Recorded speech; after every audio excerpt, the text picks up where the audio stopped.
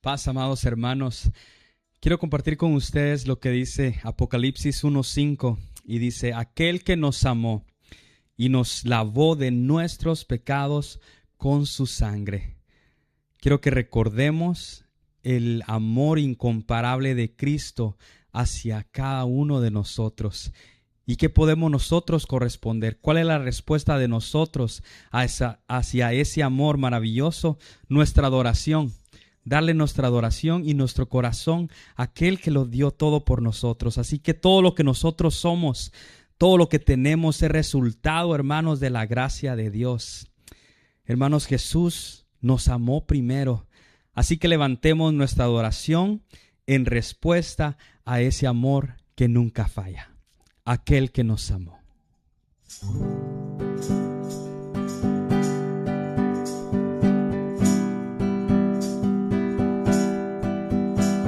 Aquel que nos amó, testigo fiel, exaltaré al que es principio y fin, al gran yo soy, adoraré aquel que nos amó, testigo fiel, exaltaré al que es principio y fin, al gran yo soy, adoraré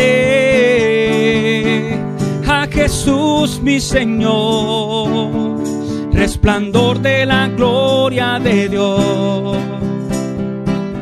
A Jesús mi gran Rey, alabanza y honra daré. A Jesús mi Señor, resplandor de la gloria de Dios. A Jesús mi gran Rey, alabanza y honra daré. Y aquel que nos amó, testigo fiel, exaltaré y aquel principio y fin, al gran yo soy, adoraré a aquel que nos amó y aquel que nos amó, testigo fiel, exaltaré y al que es principio y fin, al gran yo soy, adoraré a Jesús mi Señor, resplandor de la gloria de Dios. A Jesús mi gran Rey, alabanza y honra daré. A Jesús mi Señor, resplandor de la gloria de Dios. A Jesús mi gran Rey, alabanza y honra daré. Siempre te amaré, siempre te adoraré, siempre te cantaré.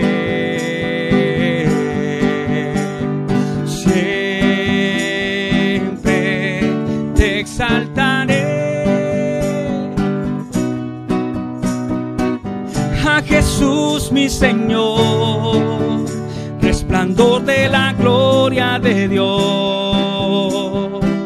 A Jesús mi gran Rey, alabanza y honra daré. A Jesús mi Señor, resplandor de la gloria de Dios. A Jesús mi gran Rey, alabanza y honra daré. Alabanza y honra daré. Alabanza y honra daré. Amén, así es. Exaltamos a aquel que nos ha hecho libres, aquel que con su amor con su misericordia nos ha alcanzado. Y hermanos, y después de contemplar su amor, su maravilloso amor hacia nosotros, ¿qué más podemos decir? ¿Qué más podemos hacer? Solo llegamos a la conclusión de que no existe nadie como nuestro Dios. Nadie salva, nadie restaura, nadie ama como Él nos ha amado. Así que declaremos juntos, con todo nuestro corazón, este hermoso canto. Ahí donde estás, cierra tus ojos y dile al Señor: no hay nadie como tú, Señor. No hay nadie como tú, Señor.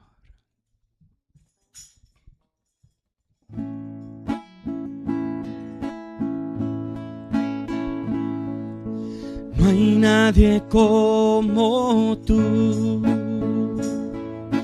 No hay nadie como tú.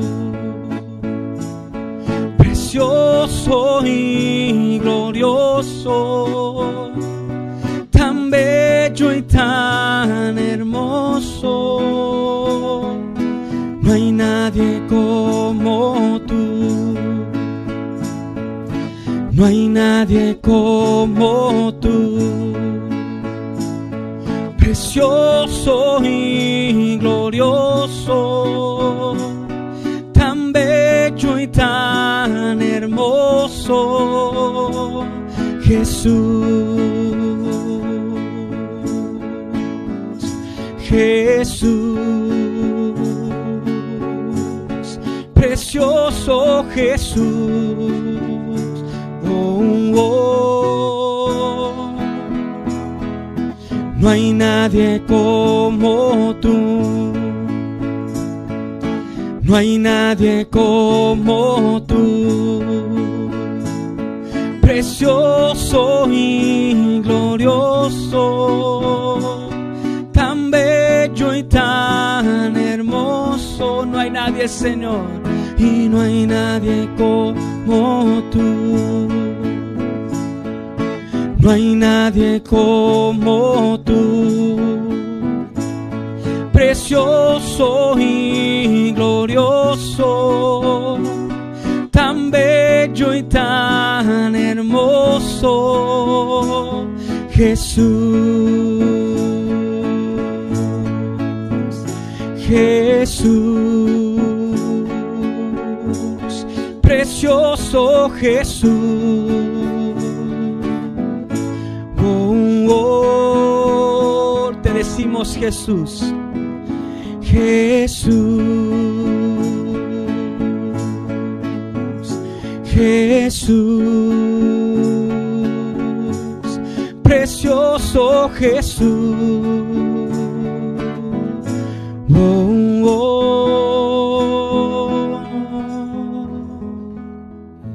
Y es que no hay nadie como tú, Señor. No hay nadie que haga las maravillas que tú has hecho en cada una de nuestras vidas, Señor. Y lo podemos decir confiadamente, que tú has sido fiel, que tú eres fiel y que tú eres bueno, Señor. Tu amor y tu misericordia nos has alcanzado, Señor. Aquel que nos amó, porque no hay nadie como tú, Señor. Nadie que haga las maravillosas obras que ya has hecho, que gozamos todos los días de nuestras vidas. Muchas gracias por el momento que nos das de poder elevar nuestras voces y poder exaltar tu nombre.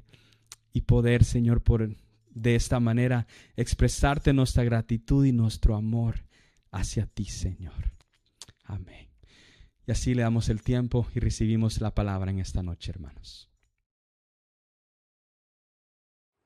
Amada Iglesia del Señor, paz a vosotros. Nuevamente es una emoción, un gusto, un privilegio de poder nuevamente tener la oportunidad de conectarnos a través de este medio, de hacer un alto en nuestras vidas en esta mitad de semana, en donde podemos apartar un momento para poder alabar a nuestro Dios y escudriñar las Escrituras. Hoy en esta tarde que Dios nos ha regalado, vamos a poder meditar en un pasaje de las Escrituras que Dios nos ha regalado en esta tarde. Hagamos una pequeña oración para dar inicio a esta disertación. Bendito Dios y Padre que moras en las alturas de los cielos, te alabamos y glorificamos tu santo nombre, Señor, y te pedimos a través de los méritos de tu Hijo Jesucristo, danos la opción, Padre bendito, a cada uno de los que estamos aquí reunidos a través de internet, todos aquellos que han de escuchar tu palabra, Padre bendito, por favor, que sea tu Santo Espíritu guiándonos a cada uno de nosotros, Padre, por favor, te lo pedimos y suplicamos todo en los méritos santos de tu Hijo, nuestro Rey y Salvador Jesucristo. Amén. Bien, mis hermanos, el día de hoy tenemos esta disertación que se lleva por título La oración, el ayuno y la fe, herramientas esenciales del cristiano. Y para nosotros como personas, como cristianos, gente que nosotros ya hemos aceptado a Jesús, estos medios, estas herramientas tienen que ser cosas esenciales en nuestra vida para que nosotros podamos llevar una vida en donde nuestro Dios siempre esté dirigiendo nuestros pasos. Hoy, en nuestra vida, cuando Dios nos permite experimentar su presencia de una manera especial, son momentos donde la adoración fluye, la oración se vuelve profunda y sentimos que el cielo está más cerca de nosotros. Sin embargo, después de esos momentos, solemos regresar a la realidad cotidiana donde encontramos problemas, pruebas, luchas familiares, enfermedades y necesidades espirituales. Los pasajes que estudiaremos muestran precisamente ese contraste. Jesús lleva a 3 de sus discípulos a un monte alto para revelarles su gloria, pero al descender encuentra un escenario completamente diferente. Una multitud confundida, discípulos derrotados y un padre desesperado por la condición de su hijo. Lucas capítulo 9, versículo 28 y 29, Mateo 17, 1 al 9 y Marcos 9, 14 al 28 nos muestran un panorama en donde estos 3 evangelios narran 2 eventos unidos entre sí. El primero, la transfiguración de Jesús en el monte, y segundo, la liberación de un muchacho endemoniado allá en el valle. El contraste es impresionante. En el monte vemos la gloria, en el valle vemos sufrimiento. En el monte hay adoración, en el valle hay desesperación. En el monte aparece la voz del Padre, pero en el valle se oye el clamor de un padre angustiado. Dios nos permite contemplar su gloria en los momentos de comunión por medio de la oración, del ayuno, de escuchar su palabra y de escudriñar las escrituras, medios que nos ayudan a enfrentar las necesidades de este mundo. Iniciamos, mis hermanos, en esta tarde, abriendo nuestras escrituras y vamos a leer primeramente el Evangelio de Lucas capítulo 9 y versículo 28 al 29. Aquí vemos un panorama interesante porque Lucas nos da una perspectiva de qué es lo que se está llevando a cabo en este momento. ¿Qué es lo que está sucediendo aquí cuando nuestro Señor Jesucristo escoge a 3 personas? Lucas capítulo 9, versículo 28 y 29 dice, y aconteció como 8 días después de estas palabras que tomó a Pedro, a Juan y a Jacobo y subió al monte a orar. Y ahí es la palabra clave. ¿A qué subieron estas personas? ¿A qué subió nuestro Señor Jesucristo? Él subió a orar, mis hermanos. Ese fue el punto principal. Y esa era una de las razones principales porque quería tener esa comunión que era esencial en el ministerio de nuestro Señor Jesucristo. Versículo 29. Y entre tanto que oraba, la apariencia de su rostro se hizo otra, y su vestido blanco y resplandeciente. ¿Cómo es que suceden estos eventos, mis hermanos? Imagínense, ¿qué es lo que está pasando en este momento? Porque Dios está tratando de ver qué es lo que está sucediendo en ese momento, en ese monte, porque su hijo está tratando de tener esa comunión con él. ¿Cómo? A través de la oración. La transfiguración fue una revelación divina de la identidad de Jesús. Los discípulos no vieron simplemente a un maestro, un profeta, contemplaron al Hijo de Dios en su gloria. Por un momento, el velo de su humanidad se abre y los discípulos contemplan su gloria divina. No era un hombre que llegó a ser Dios, era Dios manifestado en la carne. Veámoslo entonces, ahora vamos a leer las escrituras en el Evangelio según San Mateo, capítulo 17, del versículo 1 al versículo 9, y leemos así las Escrituras. 6 días después, Jesús tomó a Pedro, a Jacobo y a Juan, su hermano, y los llevó aparte a un monte alto, y se transfiguró delante de ellos, y resplandeció su rostro como el sol, y sus vestidos se hicieron blancos como la luz. Y aquí les aparecieron Moisés y Elías hablando con él. Entonces Pedro dijo a Jesús: Señor, bueno es para nosotros que estemos aquí. Si quieres, hagamos aquí 3 enramadas para ti, otra para Moisés y otra para Elías. Pero imagínense lo que ahora sucede en este versículo 5. Mientras él aún hablaba, una nube de luz los cubrió, y aquí una voz desde la nube que decía: Este es mi Hijo amado, en quien tengo complacencia. Y una orden que está dando nuestro Dios en ese momento: a él oíd. Al oír esto, los discípulos se postraron sobre sus rostros y tuvieron gran temor.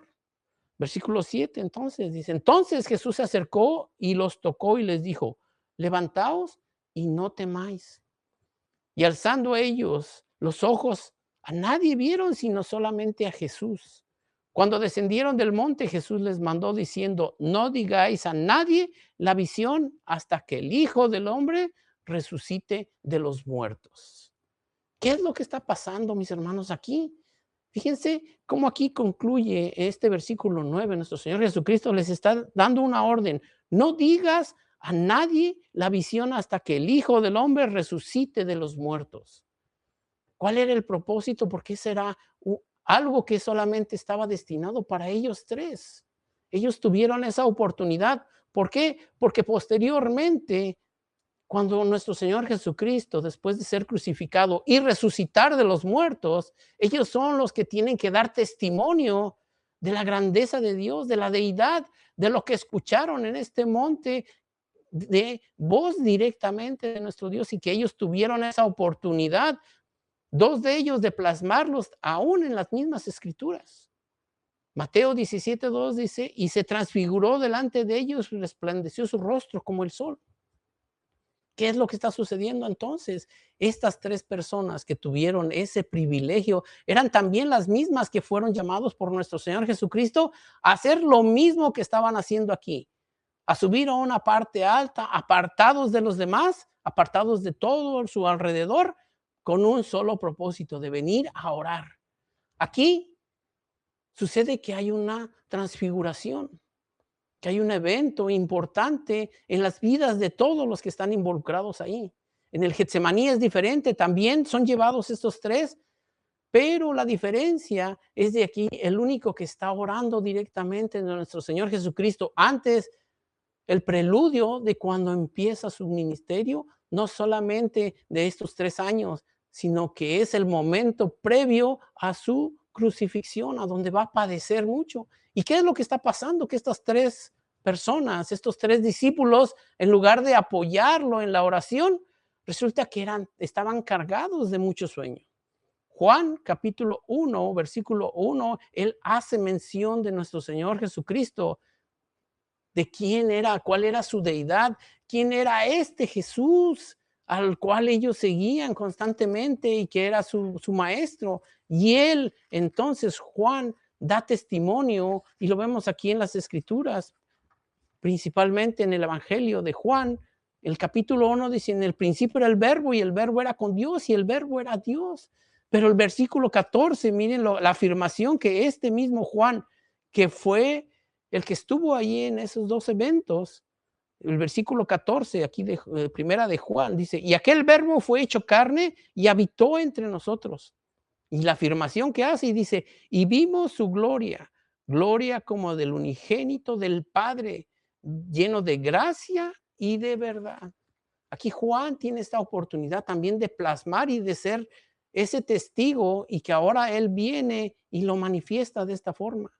Otra de las personas que estaban ahí, que era Pedro, también lo plasma, y lo podemos ver también aquí en las Escrituras, en segunda carta de Pedro, capítulo 1, versículo 16 al 18, dice: porque no os has dado a conocer el poder y la venida de nuestro Señor Jesucristo siguiendo fábulas artificiosas.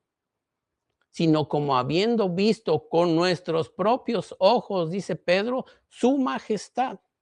Pues cuando él recibió de Dios Padre honra y gloria, le fue enviada desde la magnífica gloria una voz que decía: este es mi Hijo amado, en el cual tengo complacencia. Y nosotros oímos esta voz enviada del cielo cuando estábamos con él en el monte santo. Cristo no recibió gloria en el monte. Él manifestó la gloria que siempre ha poseído. Toda la escritura, mis hermanos, apunta a Cristo. Moisés y Elías aparecen junto a Jesús. ¿Qué es lo que representan cada una de estas dos personas? Moisés representa la ley, Elías representa a los profetas. Toda la escritura apunta a Dios. Lucas capítulo 9 y versículo 30 dice: he aquí dos varones que hablaban con él, los cuales eran Moisés y Elías. Juan capítulo 5, 39 dice: escudriñad las escrituras, dice, porque a vosotros os parece que en ellas tenéis la vida eterna y ellas son las que dan testimonio de mí. Palabras de nuestro Señor Jesucristo. Lucas 24, 27 dice: camino a Emaús, cuando después de que ha sido crucificado y que es resucitado nuestro Señor Jesucristo, estas dos personas, estos dos discípulos van camino a Emaús. Y van tristes, desconsolados. ¿Por qué? Porque su maestro había sido crucificado, pero ellos no sabían que Jesús mismo estaba caminando con ellos. Y el versículo 27 de aquí de Lucas 24 dice: comenzando desde Moisés y siguiendo por todos los profetas, les declaraba en todas las escrituras lo que de él decían.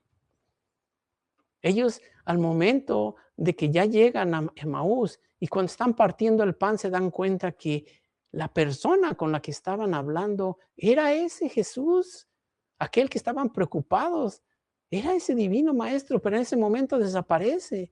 Y ellos exclaman y dicen: no era, no ardía nuestro corazón cuando él nos hablaba y nos decía qué era lo que estaba sucediendo. Que todas estas palabras que él nos mencionaba, comenzando desde Moisés y siguiendo por todos los profetas, les declaraba en todas las escrituras lo que de él decían. La ley y los profetas señalan a Jesucristo como el cumplimiento del plan redentor de nuestro Dios. El Padre da una orden que es escuchar a Jesús. Mateo 17:5, Dios dijo: ¿escuchen a Moisés? No. ¿Escuchen a Elías? No. Dijo: escuchen a Jesús. Cristo es la revelación perfecta del Padre. Dice, es mi Hijo amado en quien tengo complacencia. Y la orden tajante que les está dando en ese momento a estas tres personas, a él oí.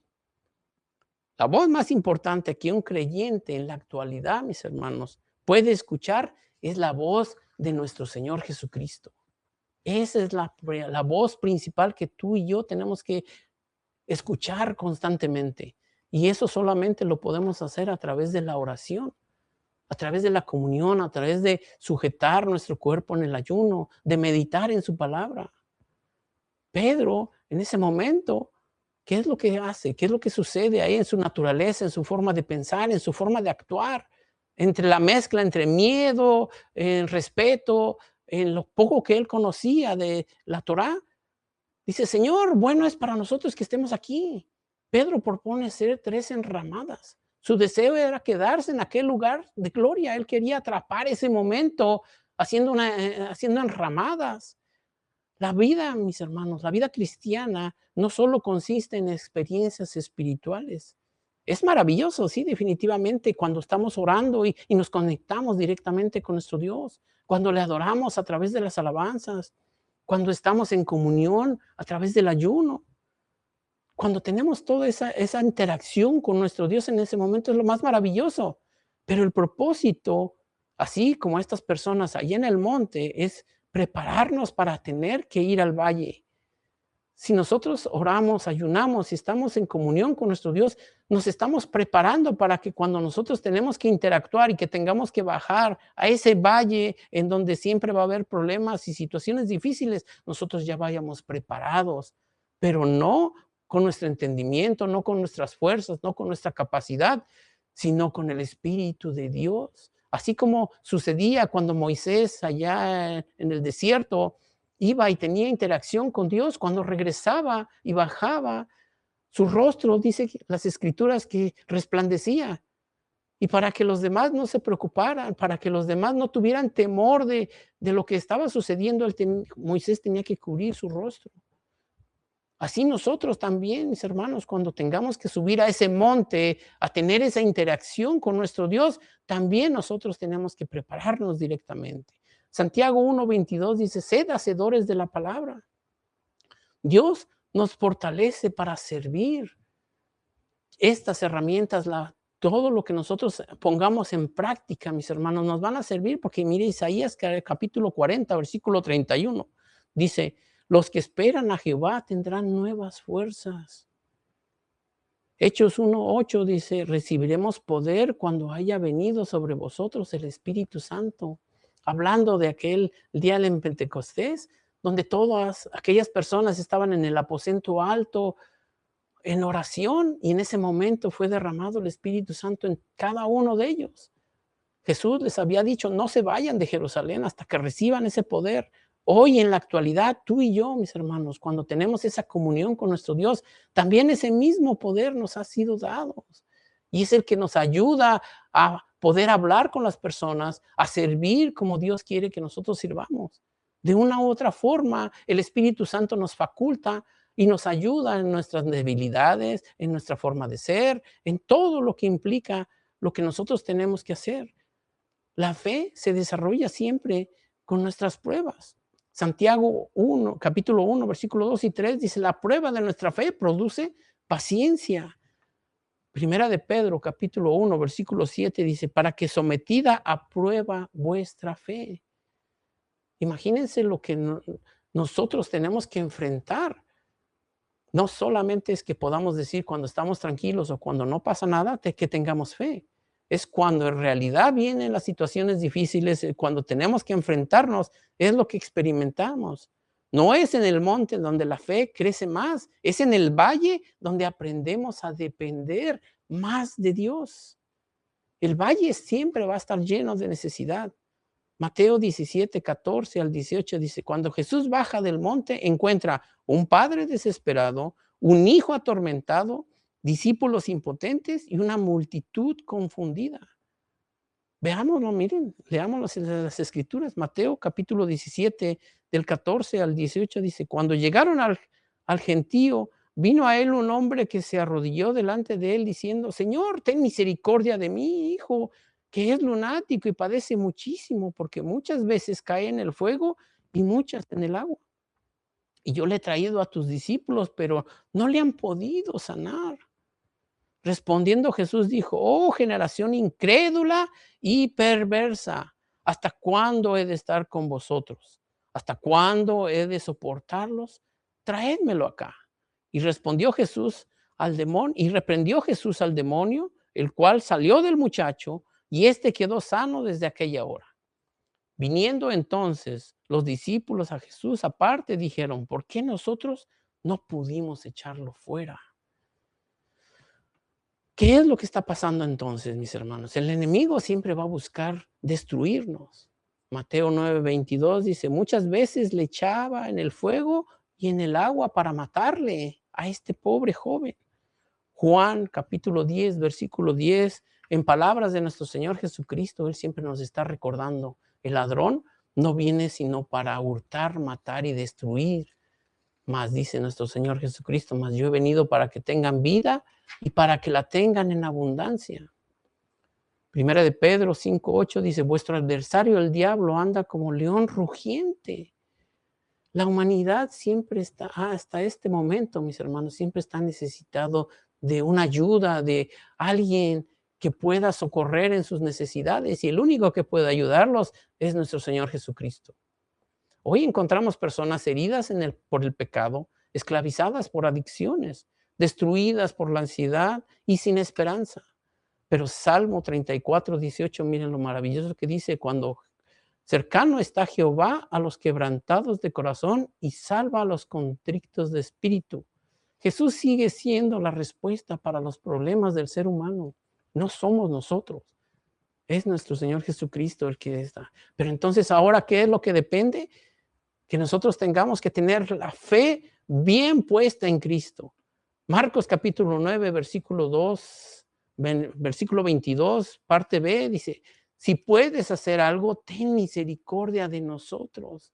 Aquí, Marcos, en este mismo pasaje, en esta misma interacción con nuestro Señor Jesucristo, Él viene y le hace una súplica. Si puedes hacer algo, ten misericordia de nosotros. Había fe, pero también había dudas. ¿Por qué? Porque Él había venido primeramente a los discípulos y ellos no pudieron ayudarlo, no pudieron ayudar a su hijo. Pero entonces ya esta persona, este padre tiene dudas. E inmediatamente el padre del muchacho, porque ahora Jesús viene y cambia toda la temática. Jesús, con ese amor característico, le dice, al que cree, todo le es posible. Le está dando la herramienta, le está dando la solución a este padre. E inmediatamente la respuesta que este padre da, dice, clamó y dijo, creo, ayuda a mi incredulidad. La fe bíblica no depende de las circunstancias, sino de lo que nosotros tengamos en nuestro corazón y que le digamos con toda la sinceridad del mundo. Tal vez estamos pasando por la misma situación en donde también tengamos dudas, en donde tengamos esa incertidumbre que no nos permite que nuestra fe siempre esté fuerte, que fue sana, que sea algo que nos ayude. ¿Por qué? Porque miren lo que dicen las Escrituras. Segunda de Corintios 5, 7 dice, porque por fe andamos y no por vista. Hebreos 11:1 dice, es pues la fe, la certeza de lo que se espera, la convicción de lo que no se ve. Dios honra la sinceridad. Este hombre no escondió sus dudas. Él sabía, él entendía completamente que aunque tenía fe, porque vino a Jesús, ¿para qué? Para recibir ayuda, pero también él entendía que tenía dudas en sí mismo. Reconoció su debilidad delante de Cristo. Pero miren lo que hacen las Escrituras y nos lo recuerda. Salmo 51:17 dice, al corazón contrito y humillado no desprecias tú, oh Dios. Esa es la actitud que entonces tenemos que nosotros como personas, como cristianos, tenemos que venir y humillarnos delante de la presencia de nuestro Dios para poder recibir ayuda y socorro de nuestras necesidades. Romanos capítulo 10, versículo 17 dice, la fe es pues por el oír y el oír por la palabra de Dios. Esa es otra también de las herramientas que nosotros tenemos que usar, mis hermanos. El estar escuchando todo el tiempo la palabra de nuestro Dios a través de las predicaciones, a través de cualquier herramienta que en la actualidad hay. Mientras más conocemos a Cristo, más confiamos en Él. La oración y la fe son indispensables, mis hermanos, para la victoria. Los discípulos le preguntaron, ¿por qué nosotros no pudimos echarlo fuera? Jesús respondió, por vuestra poca fe. El problema no era la falta de autoridad, era la falta de dependencia. Muchas veces confiamos más en la experiencia, en los métodos, en los recursos, que en el propio Dios. La oración revela dependencia. Marcos capítulo 9, versículo 9 dice, este género con nada puede salir, sino solo con oración y con ayuno. Las Escrituras están plasmadas de situaciones en donde nosotros tenemos que poner en práctica tanto el ayuno como la oración. Primera Tesalonicenses 5:17 dice, orad sin cesar. Efesios 6:18, orando en todo tiempo. Son las recomendaciones que se nos hacen a cada momento. La oración, mis hermanos, no cambia solamente las circunstancias por las que estemos pasando, cambia nuestro corazón para depender más de Dios. Nuestro Señor Jesucristo siempre nos lo recuerda y nos dice, sin mí nada pueden hacer. La fe más pequeña puesta en Dios produce grandes resultados. Mateo 1, 17, 20 les recuerda ahí en ese momento, si tuvieras fe como un grano de mostaza, podríamos hacer cuestiones diferentes. Pero ¿qué es lo que pasa aquí también? La misma Escritura nos lo recuerda. Jeremías capítulo 32, 27, ¿habrá algo que sea difícil para mí? No. Lucas 1:37 dice, porque nada hay imposible para Dios. Entonces, mis hermanos, para concluir nuestro mensaje, los discípulos contemplaron la gloria de Dios a través de Cristo allá en el monte, pero la verdadera lección vino cuando descendieron del valle. Allí descubrieron que la gloria de Dios es real. La batalla espiritual también forma parte de esa realidad, pero también el poder de Cristo es real. El mismo Jesús que brilló en el monte fue quien liberó al muchacho en el valle. Y ese mismo Señor sigue obrando hoy en día en cada uno de nosotros.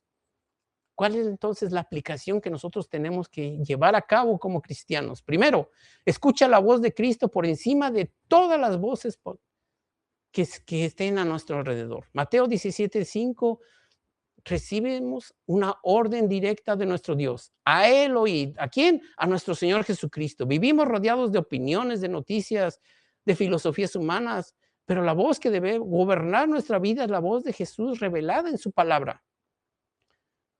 La pregunta, ¿qué voz está dirigiendo mis decisiones y tus decisiones, mis hermanos? ¿Cualquier otra voz del mundo o la voz de nuestro Dios o la voz de nuestro Señor Jesucristo?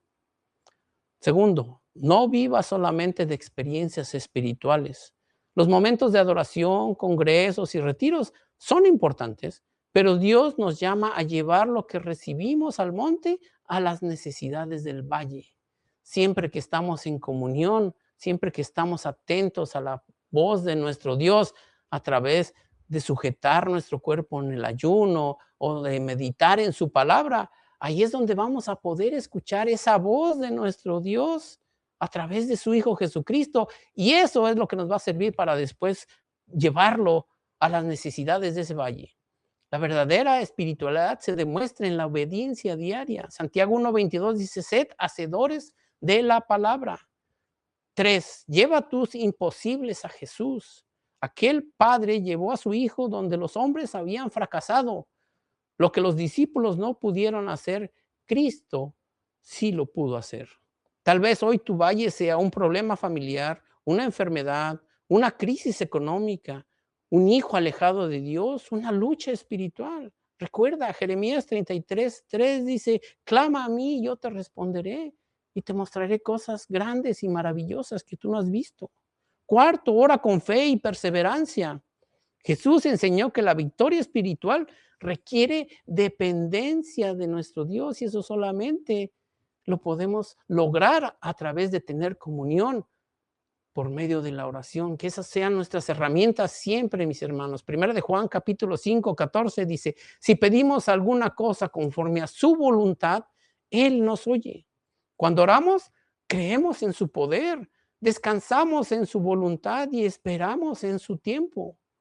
Baja al valle llevando la presencia de Dios. Otra de las recomendaciones. Dios no nos bendice solamente para que nosotros mismos seamos bendecidos. Nos fortalece para servir, nos consuela para consolar a otros y nos restaura para que nosotros también podamos ayudar a restaurar a otras personas. Segunda de Corintios 1:4 dice, el cual nos consuela con todas nuestras tribulaciones para que podamos también nosotros consolar. Y último, ¿cómo crece nuestra fe? Escuchando, leyendo y estudiando su palabra. Mientras más conocemos a Dios, más bases tenemos para confiar en Él. Marcos 11:24 dice, por tanto os digo que todo lo que pidiereis a Dios orando, creed que lo recibiréis y os vendrá. La fe es un elemento central. Confiando en Dios mientras oramos, siempre provocará una respuesta que llega de parte de Él a su tiempo y conforme a su voluntad. Quizá hoy te identificas con aquel padre que dijo, creo, ayuda a mi incredulidad. Si ese es tu caso, ven a Cristo. El Señor que mostró su gloria en el monte sigue manifestando su poder en el valle de nuestra vida. Escúchalo, síguelo, confía en Él. Ora con fe y descubrirás que el Cristo de la transfiguración sigue transformando vidas para gloria del Padre. Mis hermanos, gracias a nuestro Dios que nos da la oportunidad de escudriñar su palabra y que hoy podemos meditarla y que podemos hacer un alto en nuestras vidas para descubrir la voz de nuestro Señor a través de las Escrituras. Así, mis hermanos, vamos a concluir esta disertación, siempre invitándolos también para conectarse en las siguientes transmisiones, principalmente los días sábados y constantemente los días miércoles. Y si tienes una oración, tienes una necesidad, tienes algún problema que desees que nosotros estemos orando por ti, al final de cada video siempre vas a encontrar ahí la dirección, recordando que es un correo electrónico que es oraciones9iglesiadedios@gmail.com. Ahí tú puedes enviar tu petición y nosotros con todo gusto vamos a estar orando por tu necesidad.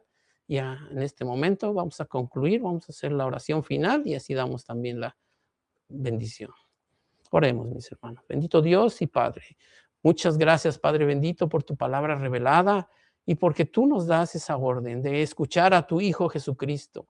Y si lo hacemos y lo hemos experimentado, Padre, a través de tu amor, a través de tu misericordia, hemos visto las maravillas que tú has hecho en nuestras vidas. Gracias, Padre bendito. Ahora fortalécenos, ayúdanos, Padre bendito, y como dice tu palabra, Señor, graba estas palabras en nuestros corazones para que podamos ponerlas en práctica y para que podamos alcanzar a otras personas que también en un momento determinado también necesiten, porque están pasando dentro de ese valle de lágrimas y de sufrimiento, situaciones que el ser humano no puede solventar por sí mismo, pero que si venimos a ti, tú eres fiel y verdadero, tú eres un Dios misericordioso que todo lo puede porque somos parte de tu creación y porque tu amor es tan grande y tan inmenso. Bendito seas, mi Dios. Muchas, muchas gracias.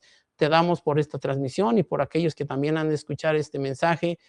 Padre, por favor, que sea de bendición para cada uno de nosotros. Te lo pedimos y suplicamos todo en los méritos santos y sublimes de tu Hijo, nuestro Rey y Salvador Jesucristo. Amén.